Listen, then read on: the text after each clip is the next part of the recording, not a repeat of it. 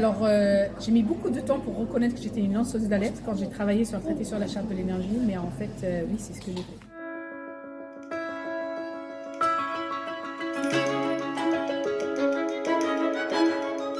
C'est très bien qu'il y ait des procès juridiques, etc. C'est très bien que les juristes se saisissent du sujet.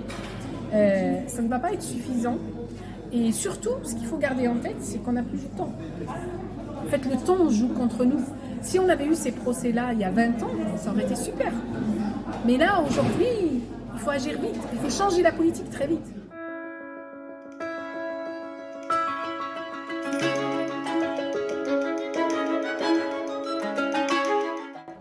Alors, ce qu'il y a de très bien en fait dans la question écologique, c'est qu'en vérité, les entreprises qui sont responsables de ça, elles se comptent sur les bouts des doigts. Si vous prenez dans le secteur de l'énergie, c'est une dizaine d'entreprises. Et à chaque fois, dans tous les secteurs, l'agroalimentaire, vous allez trouver une dizaine d'entreprises. Chaque secteur, vous allez trouver une dizaine d'entreprises qui ont utilisé les failles politiques et les différentes crises pour imposer, en vérité, c'est elles qui font de la politique, c'est elles qui décident de nos politiques. Donc si on voulait, si nous, citoyens, on se mobilisait, on imposerait aux politiques, par exemple le cas des entreprises des énergies fossiles, ce qu'il faudrait faire, c'est introduire dans la loi européenne la faillite écologique.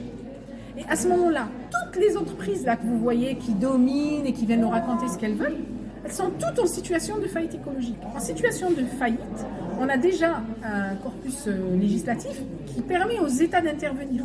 Et on interviendrait sur des entreprises sur lesquelles on n'a aucun contrôle aujourd'hui. Et tout de suite, on change la donne. Donc on pourrait, c'est vrai que tout est interlié, etc. Mais en vérité, ce qu'il y a de bien dans cette crise-là, c'est que...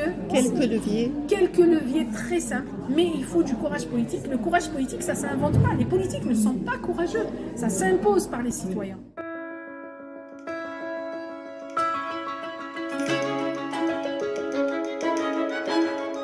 Moi, je suis choquée d'entendre le mot écoterrorisme. Ça me fait penser à...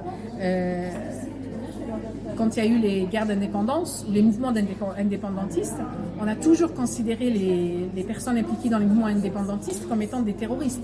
Mais quand une personne se bat pour l'égalité des droits, en vérité, les mouvements indépendantistes, c'est des mouvements pour l'égalité des droits. C'est pas des terroristes. Avec l'histoire, après, quand il y a eu les indépendances, ces gens-là, on les considère plus comme des terroristes aujourd'hui. Même si historiquement, ils ont été considérés. C'est le cas. Mon père, par exemple, a été arrêté pendant la guerre d'Algérie. Très probable, j'ai jamais eu accès à son dossier, mais très probablement qu'il était considéré comme un terroriste, alors qu'en fait, il distribuait des tracts pour l'égalité des droits. Voilà. Et donc c'est la même chose. Ça me fait vraiment penser à ça.